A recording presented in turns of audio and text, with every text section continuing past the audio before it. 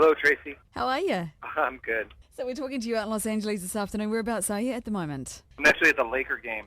Oh, About to see the Lakers play. I have season tickets. I'm a huge fan. stoked the NBA season has started up again, man. I love the Lakers. Always been a Kobe Bryant fan, him and his dad, Joe. Looking good. We are so stoked to hear the news that you boys are coming back down for the big day out in January. Yeah, I think we're all really happy about it, too. I got to say, it kind of took us by surprise because we'd all heard the news a while ago that Maynard was back doing some stuff with A Perfect Circle. And so we started hearing rumours that tour was coming down. No one was certain. So does this mean that you guys are working on something new? Yeah, well, it's kind of the way things work. We have a very casual approach to Tool, and the three of us have been working on riffs and arrangements and stuff, and the three of us write, and then at some point Maynard will come in, and we like it like that, he likes it like that, but it gives him a lot of freedom to do other stuff. Yeah. And he's doing some kind of reunion thing. I don't know much about it. Yeah, so we're just working on new songs and rehearsing for the big day out. Because, I mean, you guys have done the big day out probably about 3 or 4 years ago, I think it was, when I saw you.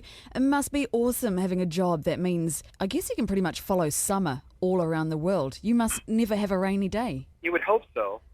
Yeah, we get our share. You get over to, some of the European festivals, and it's summer, and it's pissing down rain all over you, and there's stuff to play, and that's how it works. Early 90s, and we were playing some festival, and it had just been raining, and we had gone on right before that band live, and they were covered in mud. Like, the fans were throwing mud at each other, and they were throwing mud at them. I was just horrified, and we went on after them, and not one person threw mud at us, and I really respect that. I'll tell you what, Adam, it doesn't surprise me though, because even working on the radio station, I would say that your fans are obsessive. Probably, I would say you and Metallica fans would be the most hugely loyal, passionate. I mean, passionate doesn't even seem like a strong enough word. Tool fans are fanatical. Wouldn't you agree with that? Definitely. We work really hard, and I think our fans see that. What we do is a very reflective process. We're really into it. We're fans of what we do. And I think the people can see that, the kind of energy and the time we take to write songs and experiment with different, time signatures and tunings and just having fun with what we do. And I feel very fortunate about that. And we've always had a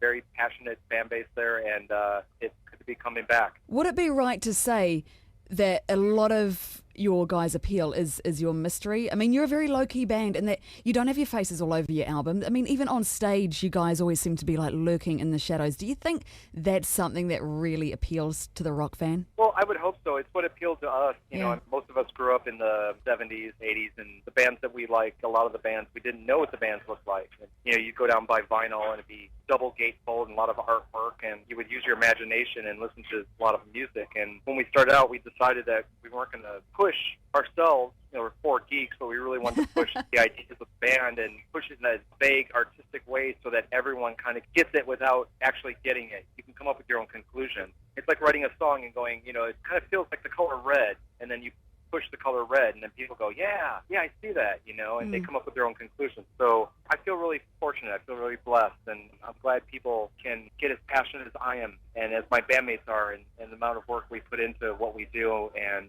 we always said, we don't take ourselves very seriously, but we take what we do very seriously, and I think that's what people get.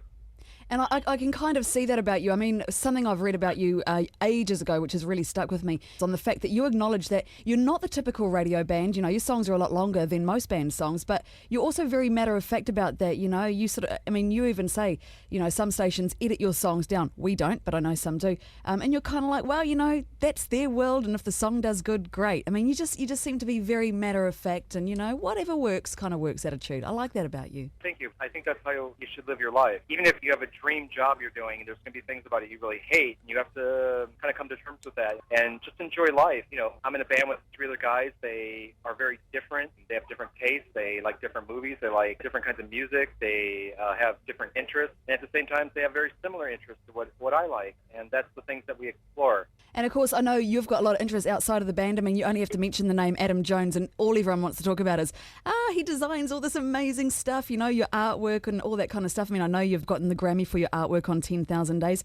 I've got this idea for you. What I was thinking, when you come to New Zealand for the big day out, you need to come and have a look at our Weta workshop and do some work for The Hobbit. Peter Jackson, man, he'd hire you in a heartbeat. Oh, yeah. I've heard there's some problems with that, down there. And Yeah. Peter Jackson and Guillermo del Toro and Richard Taylor. Yeah, we got to see Richard Taylor's studio the last time when they were working on Lord of the Rings. Oh, you did? The first movie had been done, and they were well on the second movie. And it was great because those are my people. I'm a comic book nerd, a effects nerd. I worked in the movie industry for a long time doing makeup effects and sculpting, and I'm very passionate about that. And it's good to bring that into Tool. So it's nice meeting my folk and having them recognize that, and also I can recognize what they do. And it kind of makes everything three-dimensional for me.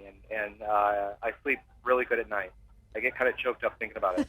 You're very lucky that you can tie in your job with Tool and your passion with your art and just, make it work with such symmetry. I mean, that's a fortunate man. You're a lucky guy. Oh, I think about that every day. Hey, well, look, I know my time is running out. I was very excited to hear you say that you're working on some new stuff. It has been an excruciatingly long time between Tool albums, and we are hanging out for something new.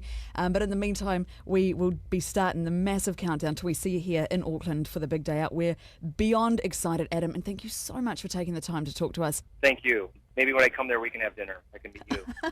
Serve you some shitty wine instead of the good wine Maynard serves you. I don't know anything about wine. Oh, yeah, I heard he's got a vineyard, hasn't he? Yeah. Oh, yeah. Oh, yeah. Anyway, let you get back to the Lakers game, Adam. All right, Tracy. Take care. You too. Bye. Bye.